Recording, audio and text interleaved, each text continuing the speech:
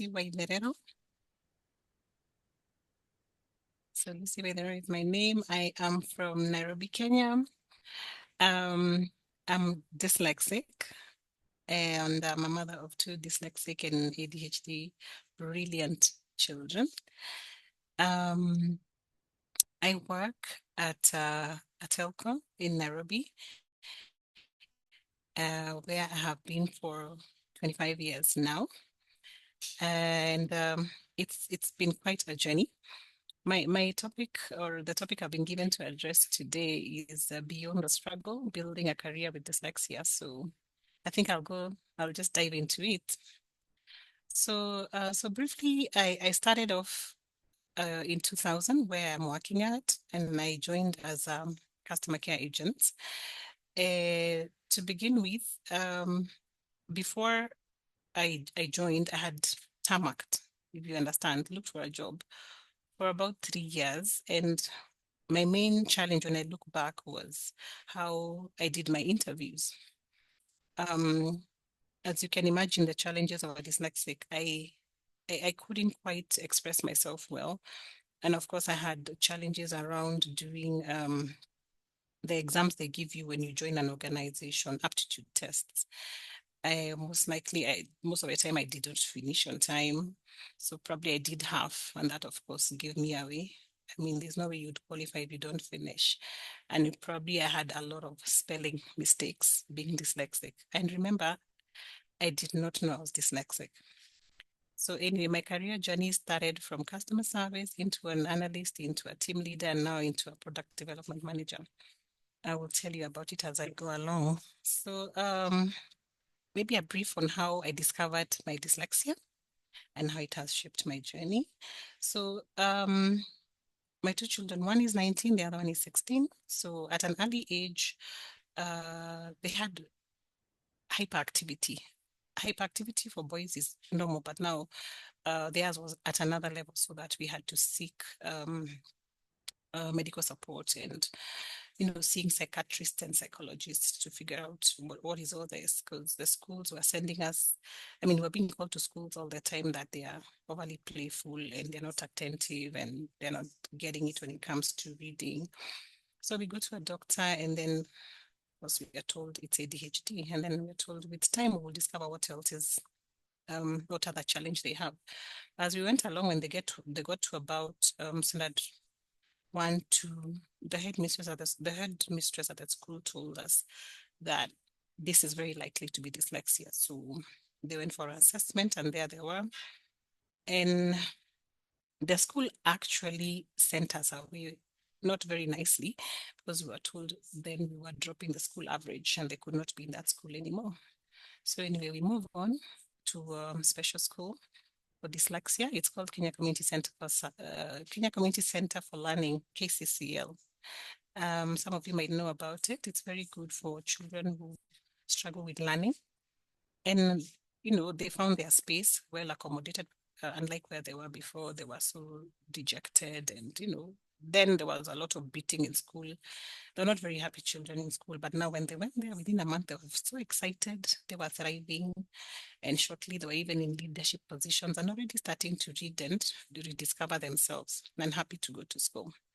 So I raised them, and after some time, I started seeing myself in my children, and I discovered, hey, wait a minute, this is the same journey I went through growing up. But in the 80s, 90s, who knew what that was? So I did my own self-assessment. There are many tools online where you can assess yourself. Quietly, I did it. And all of them were showing positive that I'm actually ADHD dyslexia. And eventually I went to a real psychiatrist and psychologist. And of course, Miss Esther of Bloom Dyslexia. And yeah, it was confirmed. This is dyslexia, positive. So I discovered dyslexia barely 10 years ago, probably about 8 years ago, having struggled at the workplace with challenges of um, communication, how to express myself, spelling errors, which I had from way back. I mean, all those challenges, of dyslexia. So let me start how I joined my organization. So I go for this interview, and I shared this at the last conference for those who were there. And I do an interview, and I get a regret. And I was not happy because I had done so many interviews and I was not getting. This time around, I was like, I need to go back and find out why and how I can do better. So I go back to the organization and I tell them, hey, I want to do feedback interview. And they're like, we don't do feedback interviews here. If you didn't get it, try next time. And I'm like, no, if I try next time, I might not get it. So I need to know where I went wrong. I can do it better next time. So Lucy, yes. your voice is a bit low. I wish you could increase it quite. Sorry. Yeah. How is that? I'm sorry. I wish I knew this earlier. How is that? Is that better? Is that better? Is that better? Yes. Cloud is it? Okay. Sorry about Yes, that. that's better. That's better, Lucy. Thank you. Do I need to go back at anything? I don't think so because I could Okay. hear you, but a bit faint. Okay. I'm sorry about that. So uh so I go to this place where I work right now, and I tell them I want feedback interview, and they tell me they don't do that. So they told me to go away. And I told them I'm not going anywhere. One of the traits of a dyslexic is we have a bit of, not a bit, actually, a lot of boldness and bluntness. Not to be rude, but you just say it as it is. So I told them, it's okay, I will wait until you're available. And I'm told by the secretary, you're not, these people are not ready to see you, the HR, you cannot even access. Anyway, I stayed there from morning to evening, and people were going home. And the assistant HR comes out and says, hey, young lady, I've been seeing you here. What are you waiting for? I'm like, I'm here for a feedback interview. And they're like, okay, what is that? Why? I'm like, I did an interview and I just need to know how I can do better next time. Like, that's interesting. And he told me, come in. He was leaving. He went back to his office and he took me straight to the main HR director that time. And he told him, hey, there's this lady who's been here the whole day and she's interestingly come here for feedback. She didn't pass her interviews. And he was like, okay, let's talk. So I sat there and we talked, and we did not talk anything about work. We just talked about who are you, what do you do, where did you study and all that. And we were there for about 30 to 40 minutes and we were running late because now it's getting to 6:30. And they were like, you know what? Nice talking to you. See you on Monday. And that's how I landed my job where I am 25 years later. Just because of, I think, being blunt and, direct and, just open about things. So long and short, I'm still there 25 years later. I did not know I was dyslexic. I joined a call center, and I love people naturally. I just have a way with people, and I thrived. I really, really thrived. But the one challenge I had is the long messages that would come and replying to messages with my spelling errors. Communication was coming in fast and furious, and you have to understand all the new products that are coming in. And I'm taking so long to understand, actually, not to understand, to decode, because then I did not know I was dyslexic and I have to read, and I'm struggling with the reading because I can't read as fast. And I didn't even know about text to speech. So I was always lagging behind in terms of decoding the new products that are coming in. But what I would do is take those notes if we go for a training, and then in the evening, and the next 1 week, I would be doing extra hours just to understand, go through them again and again and again and again. And then I get it.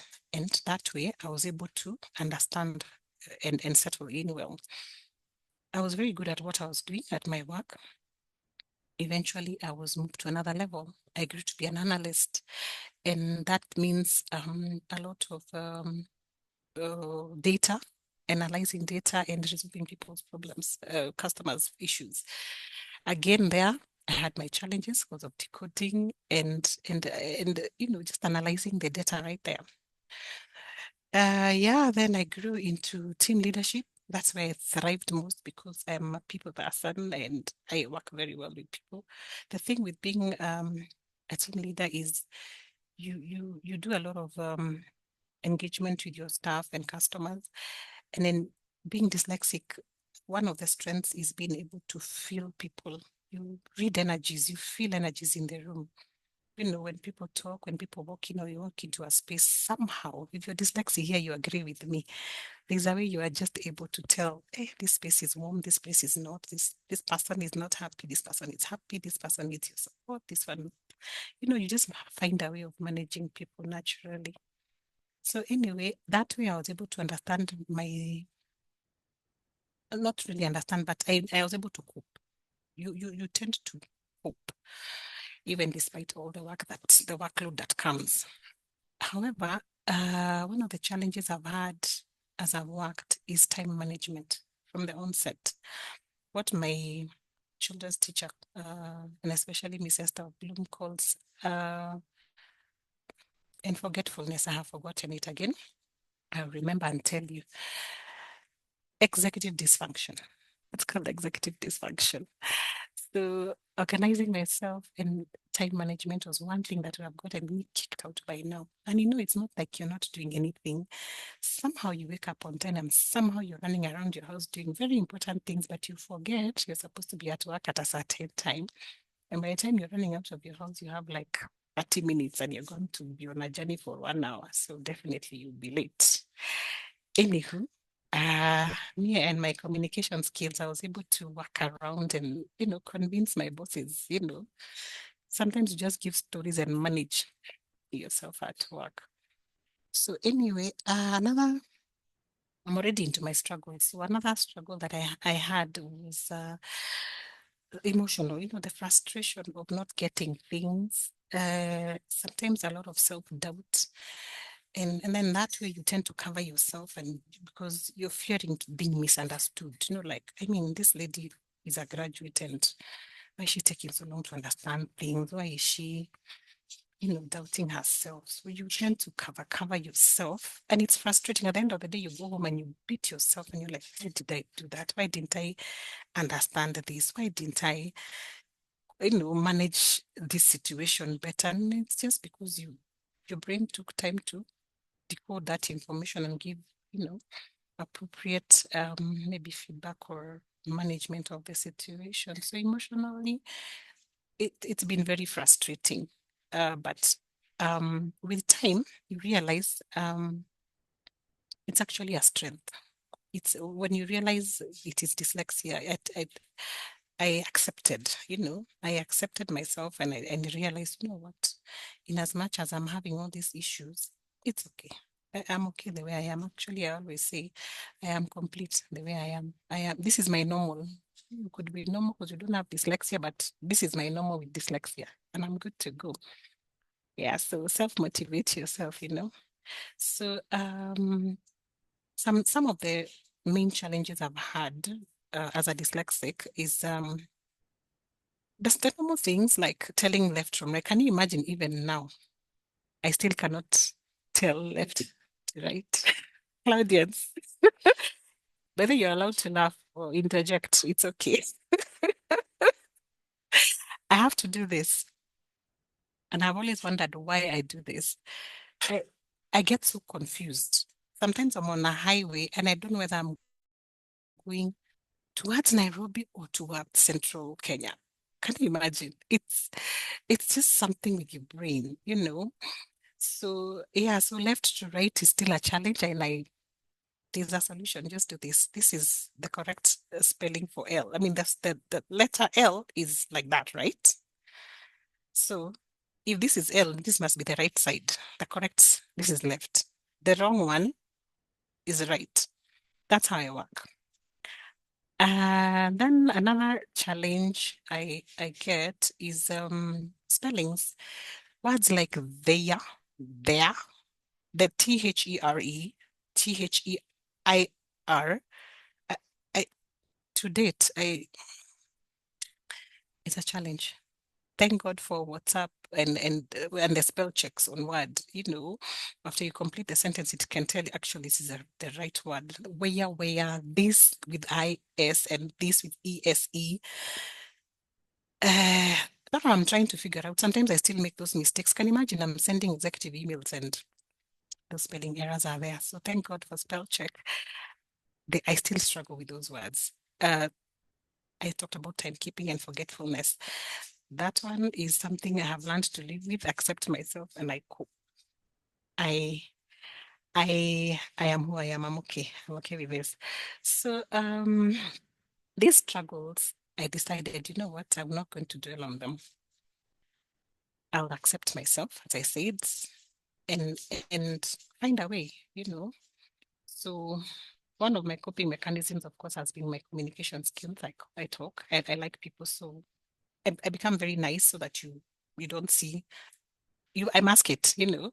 If I've goofed somewhere, if I've messed up with a spelling, or I I just did something that is not quote unquote normal, I will smile. I'll be happy. Yeah, and of course, overnight I'll be reading a lot to catch up with the others.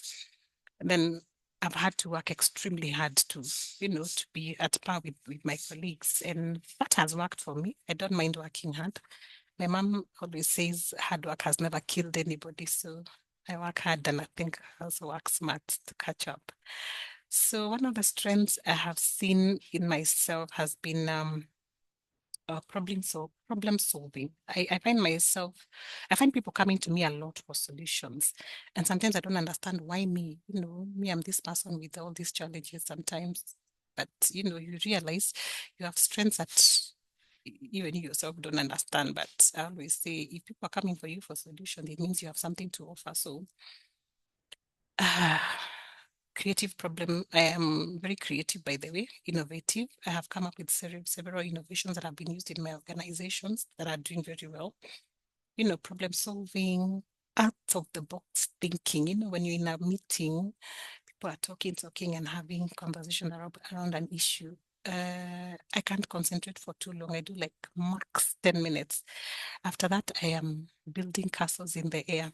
And that building castles in the air brings about a solution, light bulb moment, and you tell people, hey, where about? Let's try this one. And most of the time, if you're dyslexic here, you'll agree with me, it works. So you don't go into all these details because your mind it can't take in too much information, but it can see a problem and bring a solution immediately while others are still, you know, figuring out. So that has worked for me, and especially at my current role where I'm a product development manager, where we create products, we develop and we scale them into the market. So you, dyslexia works for me there. Dyslexic thinking really comes in handy. Yeah, so another thing I have is resilience. I am this kind of a person who, when I start doing something, I push. I'm a push actually. I annoy people. I think I even annoy my sons. I push until something happens. It has to get done. It has to be done well. So that resilience, you know, just keep pushing, keep pushing.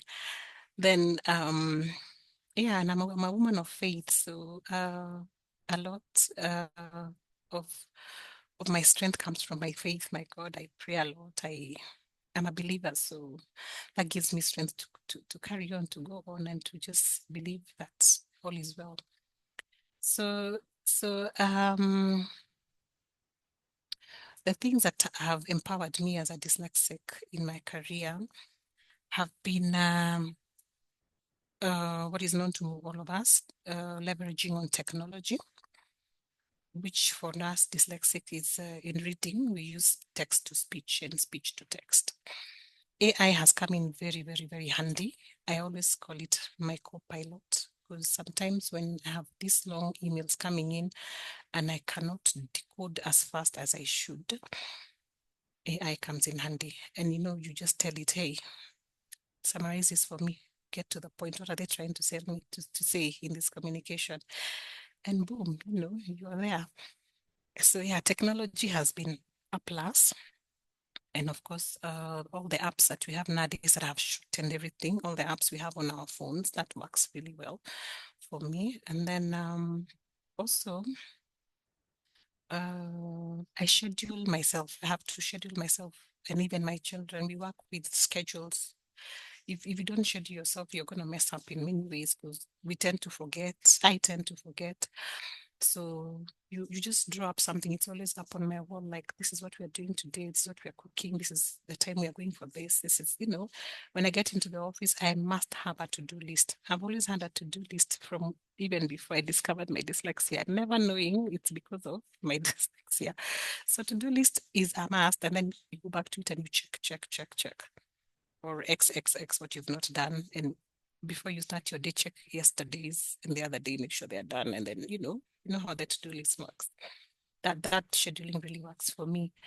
Um, of course, communicating with my colleagues and my management, just telling them, hey, when I need clarification, and they're very patient with me, by the way, because I've come clean. So they will confirm and make sure that you understand and give you time. If somebody is supposed to deliver maybe in a day, I always request for reasonable accommodations for like 2 days or a week. And I'm able to deliver and deliver well. Yes, and then also I seek mentorship, um, and and one of them has been Esther of Bloom Dyslexia. She's amazing.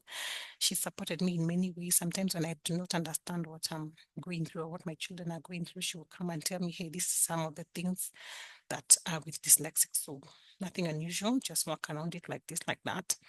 And some friends of mine who are also dyslexic. And I've also created support networks. I have a page on Facebook that I've run for about 10 years now. From when I discovered my children are dyslexic, I realized that parents have challenges understanding the condition and also accepting that they have children with this condition. So that page is basically informative, just tells you, I float uh, I put a lot of information around dyslexia, and especially for supporting parents with children with dyslexia. That has worked for me and also worked for others. Just that support network, and also joining this network for Claudius. It's been very supportive. So some insights, specific insights that I picked as I worked is using empathy and visual skills. Dyslexics are very visual people. When you're working in customer management, you just be very, I don't know, I think it comes naturally as a dyslexic. You're very empathetic and you're able to see a problem. You're able to resolve problems easily. When you're an analyst, and you have all this data that you have to understand and work with, you just find ways of going around it. And now with AI, you're able to work around such things as an analyst, because it summarizes and gives you definition of terms. As a team leader, you leverage as a dyslexic on your people skills. Most dyslexics are good with people, so yeah, when you're leading people, it becomes easier to work as a leader. So that worked for me. And right now, as a product manager, I'm using my strategic thinking and innovative skills to deliver, yeah, diverse perspectives. So that's a plus as a dyslexic. So for me, I have tried also to work with our policymakers to have inclusive work environments, because I'm not the only one who has a challenge. It's not just dyslexia. There are many other challenges people experience besides dyslexia. So what I did um, early on is to approach our HR and our leadership and ask them to help us have a group for parents of children who have children with challenges.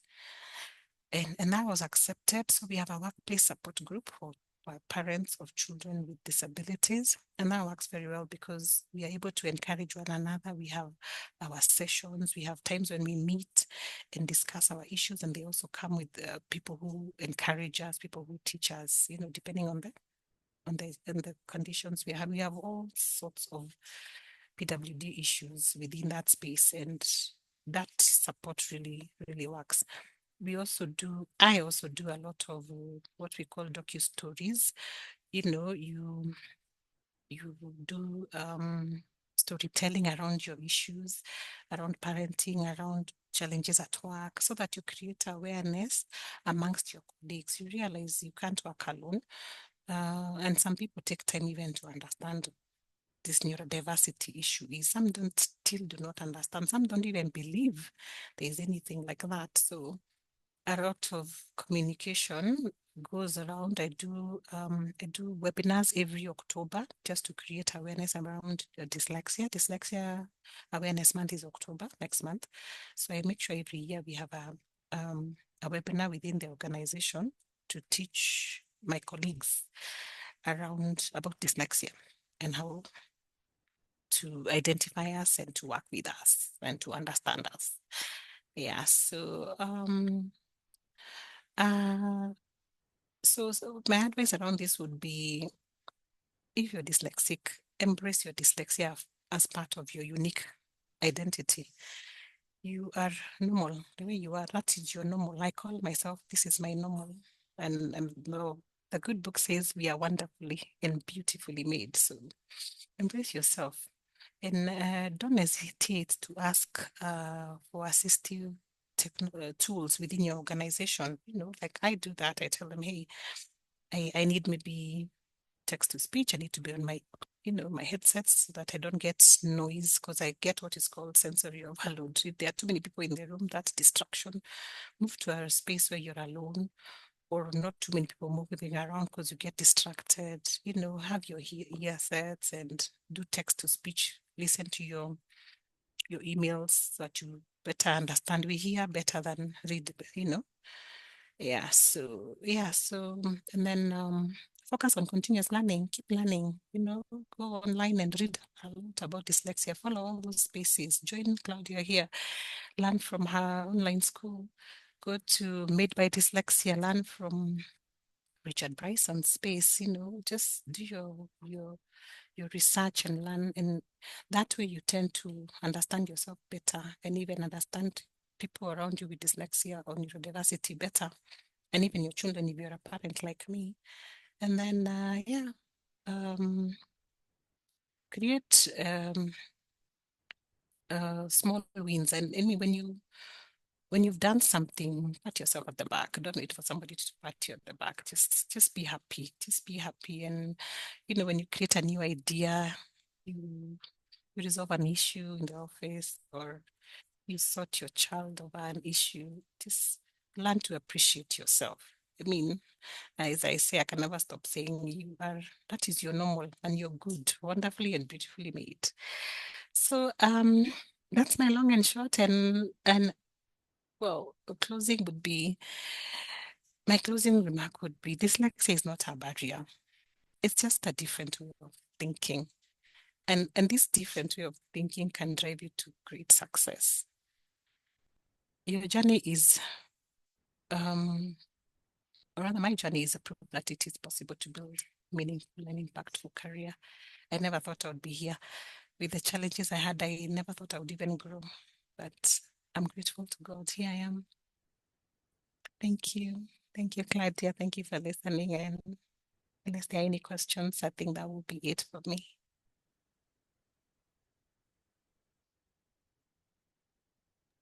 Thank you so much, Lucy. That was amazing. We've learned something actually. Personally, Really? I never knew if you do like this. I never knew. That's something I saw for the first time. Really? Yes, The correct one. Which one is correct from your side? Which is the L? this one, the left one. That's your left. So if you're Yeah. turning to the left driving, so if you're turning to right, it's this other one, the wrong one. And I was taught by my Wow. children. Thank you so much. We've Thank learned you. quite a bit. And last Hope session, so. actually, we had, not last session, there's a very moving post on Facebook Really? where parents are frustrated. I think I should tag you on this. You might be able to give them hope. I Oh, tagged Bloom Dyslexia. I don't know if Esther saw it. These are two parents who are so frustrated because their child is dyslexic. So they're like, we don't know what career this child will take. They're so frustrated. I tried to give them hope, and I think I mm, should connect them to you. You're please thriving do. in your career, you're Yes, I thriving in your am. career. I And that thank God. means, yeah, people can thrive if they're dyslexic. It is doable. Um, So I welcome anybody who has a question or an addition. Please, you're welcome to ask Shukuru. What a presentation. I'm so proud of you, Lucy. So that's a comment from Shukuru. Says, what Thank a you, Shukuru. presentation. I'm so proud of you, Lucy. Thank you, Yeah, Shukuru. thank you. Nashukuru. Thank you, Shukuru. And actually, yes, you're doing so well, irrespective of the of dyslexia. You're thriving, and that gives us hope. And many of us who are wondering, how will my son, how will my daughter survive in the work environment? There you are thriving. So You're I doing. welcome. I'm not sure if I have anybody with a hand up. Um, Anybody who has an addition or a question, you're welcome to ask. The floor is open to the audience.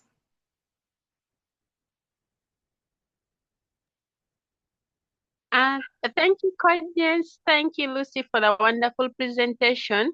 You talked about support groups or focus groups for parents that you do monthly. I'm here struggling, like I'm wondering, each time we do have these support groups for parents, only mothers turn up, mothers with the children with disabilities. How Yeah. can we how can we try to bring even dads on board? Should we do like separate meetings, or because it's only moms who turn up and yet even dads are part of this? Kindly guide us on that. Thank you. Thank you, Cara. That's a good question. It's actually a challenge everywhere. It's not only with you. Actually, in that group, I believe 80%, actually 85% are mothers. For some reason, fathers, I don't know, I don't know whether I don't want to use that word, but yes, it happens everywhere. But what we have done is encourage the fathers in the group to reach out and look for those fathers who have children with disabilities. I think men talk best with men. That has worked a bit for us. So like now when we started off, we had one gentleman, and he's the one who's been able to pull in most of the men we have in the group now. Maybe you could try that, because separating them, I don't know. I haven't really thought about that, but they should be in this group so that they can hear the challenges even the women are having raising their children. And another thing we noticed is most single moms. Is it your case in Carol? So it looks like men tend to disappear when these things crop up. Yeah, So it's in most cases it's actually like that. yeah, They single moms, but we also have yeah, dads. Like at the school we have also dads yeah. that are there who are single dads whose the mothers left them with the babies, but it's very hard for them Imagine. to come to these support groups. Yeah, maybe I can try that strategy of yours and see if one can pull the other. Because even when we Hmm. try community awareness, in Yeah, most cases, 80% are moms, not dads. I'll absolutely. try that one. Thank you, Lucy. Try and empower our father. Thank you. Maybe also we could have men in the platform suggest what we can do Hmm. to have Hmm. more men engage in such things. I agree. As men are thinking of maybe suggesting something, I there's can a just say question for something, you. Claudius. Yes, Please Dr. do. Vincent. Uh, well, Lucy, thank you for presenting your case study. It is very inspiring to have people coming out strong and presenting whatever they're undergoing and giving us further some of the strategies that we can use to mitigate the challenge that people with who have been diagnosed with dyslexia can use. Uh, just I'm not using your case as a in I don't know which word I can use, but I'm trying just to bring a reflection of Well, the studies that we have read and what you have just mentioned might have some correlation, because books are saying, if you read some of the books about dyslexia or dyslexic people and some of the causes of it, one of the causes that people are still doubting and they have a point of difference is that is from the lineage, which I'm not using your case study as part of it, but it has confirmed some of the things that we normally do for case studies. That's the first one. And then the second one is men participating. Now, in as far as cases of special needs are concerned, when you look at even autism, let's take a case of autism now. In boys, autism will be identified first than in girls. Okay. Now, if you come now to parental engagement, it is something that it is taken that these conditions are for women. And studies that I've done quite a number of studies in the field of disability studies. When I go to now qualitative part of it, that is conducting interviews and so forth, and semi-structured kind of questionnaires, the most of the respondents that I normally encounter are women. And when you ask them, is it possible for me to know if I can get access to the father of the child? So this is a puzzle, because fathers don't want to be identified. They normally say the child with a special need case is coming from the mother. There was a case of a father who did that, and the first wife, he divorced the first wife. So he said, no, in our family, we can't have a blind person. So the wife gave birth to a blind child. A blind child, this is a severe blind who cannot see. So the father refuted. The second, he went and remarried. The second wife gave birth to a child who is deaf, could not hear. So again, he stated, no, in our community, if a child is born with disability, the child has to be killed. So they killed the child. That's a real story in one of the African communities. Then the guy went and married out of no information from the second wife. But the third child was having a condition called spinal bifida. Those who are aware about it, a child cannot sit because of the spine, the vertebrum within the spine didn't close well. Yeah. So we normally have a hole within the spinal cord that does not heal. It's a wound. It's a permanent wound. And this is what makes the child not to have the mobility and so forth. So it comes with issues of intellectual kind of difficulty. So you can find the first one had blindness, the second one was deaf, the third one now a severe kind of case. So between these three cases now, or among these three cases rather, and we check now who is having the problem. The father. So those are the kind of dynamics that we normally come up when we are training support groups. We normally tell them that these conditions, it comes from different aspects. It does not. So most of the fathers you'll find out, they term the mother as the one with the problem. So when we give them this case study and we tell them this is a real case study from this kind of communities, only that in research we normally have what we call ethical considerations. We can't air whatever we are picking from the respondents. But this is a true story, and somebody narrated to us, and he stopped marrying at the third wife. So those other wives got remarried with other husbands, and their children were okay. So you see the difference now. This one gave birth to 3 different children with different conditions. The wives got remarried to other people, and their children, whom were second-borns, didn't have any condition. Yeah. So those are the dynamics that we have. So fathers don't want to be associated with this. You'll find a 1% or 0.5% who want to be associated with these conditions. So I normally give a thumbs up to our female and our mothers. And most of the studies that you're going to read are going to be based on mothers as the ones who are giving out their reactions, they're giving the qualitative part of life in as far as raising a child with special needs and so forth. So we give you a thumbs up for that. And men who are in the platform, please, let us move out and just talk about these things. It's not a death sentence to have a child with special needs. See, they're called special because of a purpose. They have a reason within the society.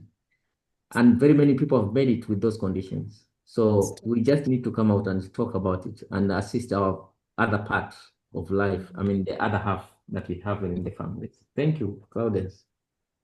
Wow. Thank you so much, Dr. Vincent. I see, Carol, your hand is raised.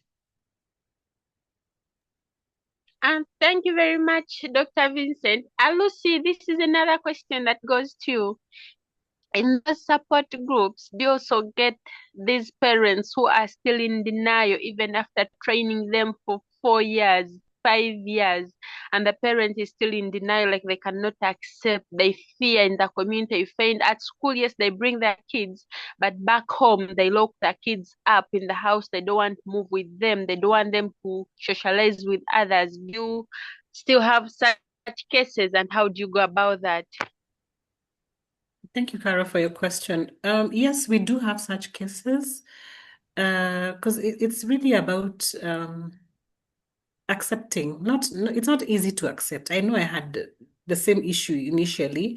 Like, nobody wants to have a child with any condition.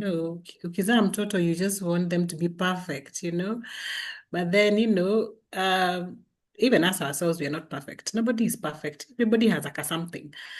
So yes, we have those issues. There are people in the group who never even talk. They're just quiet.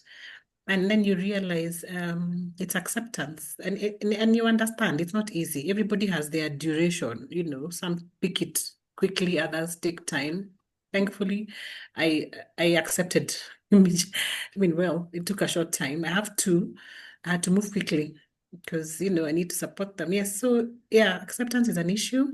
And I thank God that in our support group, we have counseling sessions every so often. So when we do our group meetups, we have people who talk to us and encourage us and tell us how to go around accepting and supporting our children. Yeah, so for me, I would encourage you to have maybe psychologists and counselors, yeah, to talk to those parents. Some will come around, others will still struggle, and we are different. We keep moving and we keep supporting where we can. I hope that answers your question, Carol. Yeah, thank you, Lucy. So I tried mental health counseling for them, but yeah, we'll be there with years, with time. We'll be there. We're just patient with them. Thank you, Lucy. Thank you, Carol. Okay, Lucy, we have a question for you on the chat. It says,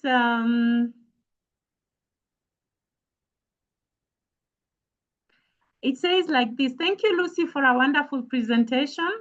I would like to know if you are still struggling with reading, writing, and numeracy, and if not, at what age did you catch up? Thank you for your question. Thankfully, I didn't struggle with numeracy. Where I struggled is, of course, numeracy will involve questions. That means reading. So reading has been my main challenge. So, reading and decoding that information, especially if it's a lot of text, I still struggle with that. And that is why I said in the presentation, I make use of text to speech because I hear better. When I hear it, I get it faster. And then, of course, the ChatGPT is AI to summarize. If the text is too big, I will need a summary so that I get it quickly if I have to move fast with that information. Yes. So yes, I still struggle. I've embraced it. Spelling, yes. I still struggle, as I said earlier, with some letters. I didn't have a problem with BD, that transposing thing. Maybe I did, I don't remember, but yeah. I struggle with particular words like there, where, they're called Sino something. Anyway, the whole thing of Esther will understand better. Phonetics have always been a challenge. I don't understand them sometimes, and I don't even know why they teach them. I mean, if words are similar, so you just make one word and use it for everything. Yeah, so to answer your question, I still struggle, and I've embraced it, and I'm okay. Thank you. Wow. Thank you so much. It's one thing to read about these things from books, and it's another to listen to someone share their personal experience. So, Lucy, we thank you so much for coming through this evening. So, there's somebody suggesting here that for that point, Dr. Vincent Cordens, next year, please prepare dyslexia awareness run for fathers only. Now, this one can, they That's a might good now one. totally not show up, I think. I don't show up. If they know it's Oh, only dear. them going to be in the field, I don't know how they will take it for sure. But I know. fathers, men in the platform, we need you so much. We need your Yes, we support. do. But I don't know if it's if it's something that men. I think it's natural that women are closer to children. So sometimes we might blame men thinking they're not there. But naturally, women started bonding with babies way back after The stomach. conception. No, they've been breastfeeding, so the bond maybe is much stronger. Children tend to be close to the mothers, maybe. Yeah. Because I even discover in my own church, children teachers are all women. Rarely will you find a man teaching children. So I maybe know. it's something that Dr. Vincent, as a researcher, maybe you need to do more research and tell us more about this scenario. You realize even when you go to kindergartens, you rarely find men who are teaching young children like that. So maybe, I don't know, Dr. Vincent, you might help us elaborate this more. Or do they get Yeah. embarrassed? Dr. Sorry? Vincent, I'm just wondering, do they get embarrassed or ashamed? What is it? No, we know, the attachment, what Claudius has said, the attachment that mothers have, just, I mean, when the child is born, that attachment is still there. That is why they say that the mother is the one who feels it in any aspects. In as much as a child is as old as 50 years, but your mother is still alive, your mother will still feel for you. She will still feel for you more than your dad. Your dad will say, no, leave him. He is a grown-up now. But your mother will say, no. She will still feel even if you're 60 years, 50 Yeah. years. And so that attachment is so close. Just the way you used to suckle your baby when you gave birth to him or her. So Yeah. that attraction and that affection is still present until that person, I mean, is no more and so forth. But the attachment is still very close to the mothers. On the other part of the fathers, we can say when a boy grows up, let's take a case study of when a boy grows up and we have a boy and a girl in the house, and you buy for them toys. You buy for a boy a car toy, a boy of 10 years, and you buy for a girl a doll. Between these two children, if you come back in the evening, we will still have the toy intact without any mess. The Because girl? because the boy will want to know. A boy is very inquisitive and is a bit to life. He wants to know more about it. So he'll destroy this car because I want to know everything that is inside. He doesn't care. He cares Yeah. less. So that is also a reflection of how it is in life, that men will say, okay, fine, he's a child. So what do you want me to do? And that perception, more so in the African setup, that really the women are the ones who take care of the family, and men go to hunters and so forth. So that perception is still there, even to people who are learning, that you have a wife inside the house, you're all teaching in the university, but you will tell your wife, okay, your work is still to look after the children, but you don't know that this wife has to read some pieces from the university and so forth. So that is the dynamics that we have. So we don't know how we are going to solve this societal kind of dynamics that we have. Because if we are going to solve that, then we are going to go to the convention and the conference that was there that women says that whatever man can do, they can do better. But we don't want to reach that level. We don't want to reach at that point. But all in all, you play a great role within the society. That is what I can say. And when I present some of the papers where I've conducted studies for parents, and I normally go specific and I say these respondents, majority of them were women or mothers of children who have been identified as having special needs. So I give them a shout out actually, because whatever they undergo and whatever experiences that they give out of the family concept and so forth, you find even sometimes fathers neglect them at all. They don't even spend a coin to that child. So it is only the mother who knows that pain of carrying that child 9 years old, 9 months and so forth. So we normally give you a shout out and please don't give up. Carry on. You'll find men whom we are 1%. Don't deter. There's a reason for it. We all thank the Almighty for whatever He has done. It is not a mistake that you have these children. It is not that you are the ones who are meant to have those children. There's a reason why they're called special needs children. There's a reason why they have been brought to the world so that the society can see there is another part of life that we also have to live, and we have to live with such kind of people so that the society can be complete. So you don't have to get worried as much as possible. What we need to do, we need a lot of psychotherapy kind of programs. We need those support programs that we have, the dyslexia support programs, the support programs that you have within Lucy, Caro, and the others, plus more that can be formed to support any parent who has a child with the kind of conditions and so forth. But at this point, we really appreciate your efforts. Any female in the house who is taking care of a child with special need, we give you a thumbs up, we give you a shout out. Carry on with the process. We are with you in this journey. Don't feel that you're alone. Come for consultation. If there are things that you see are not working well, please come for consultation. We are here to provide those consultations. That's why we don't miss such kind of forums, whether they are for parents, whether there is a professional presenting. And I've been calling people out to come and learn and hear what people are experiencing. Like, for instance, the case that Lucy has. Lucy has made it because 25 years working in telecom is not easy, guys. And getting these opportunities and so forth is not easy. Where we wish that this forum could have multiple number of people attending so that they can hear that people with dyslexia can also make it in life.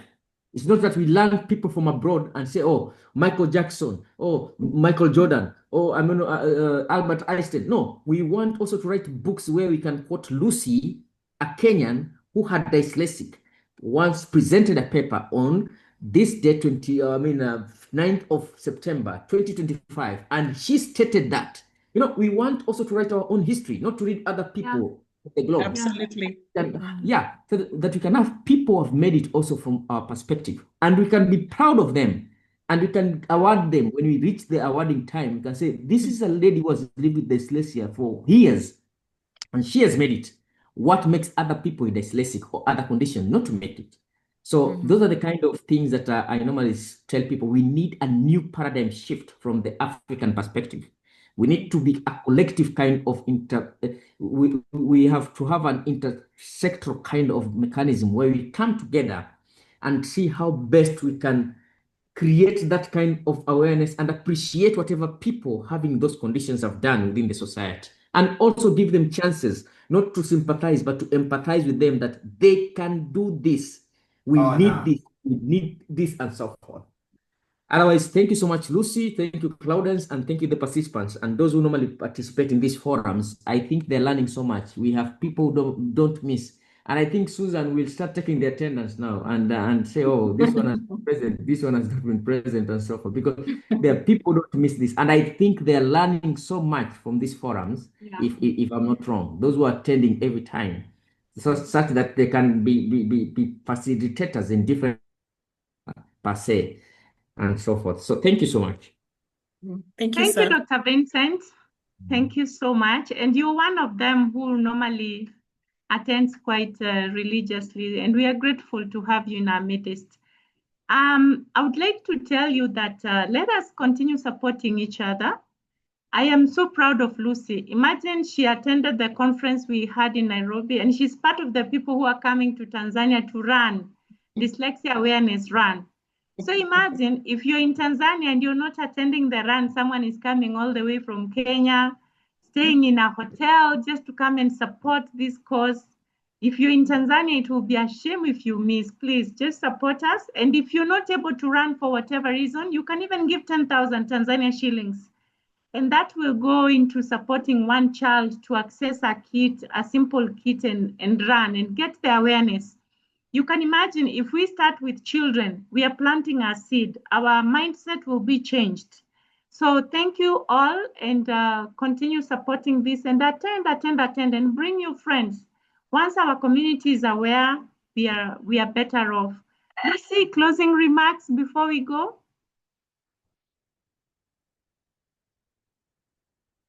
My closing remarks would be thank you so much, Claudine, for inviting me and finding my worth in being in your awesome sessions. I thank all for attending. I'm glad to have been of probably support or been able to guide you in ways of how to probably parent or work as a dyslexic. I hope it will help you along your journey, and I hope you'll be able to support your children even as they study, as they grow. Believe in them, and mothers, we have that skill. We are nurturers naturally. And I've seen it with my own children. Just support them. But don't give up on them. Believe in them, cheer them on. Opportunities come, push them in those opportunities, and they will surprise you. They will go very, very far. I know of a dyslexic who left this country like 2-3 years ago, and was always number last. And when he went to the US, and after all the accommodations, all the support was given, today, actually last year he turned out tops in the final year, and today he works for Tesla, a dyslexic. You just need to be supported. So support your children, believe in yourself, celebrate yourself, and just know you're wonderfully and beautifully made. You're here for a reason. And people with special needs are special. They carry something. God has deposited something in you. You need to bring it out. Bring it out and show people that you're more than able. And God bless you. Thank you for your time. Wow. Thank you so much. That was powerful. I don't want to add anything. That was our conclusion for tonight. Have a wonderful evening. Thank you all. Thank you. God bless. Thank you, guys.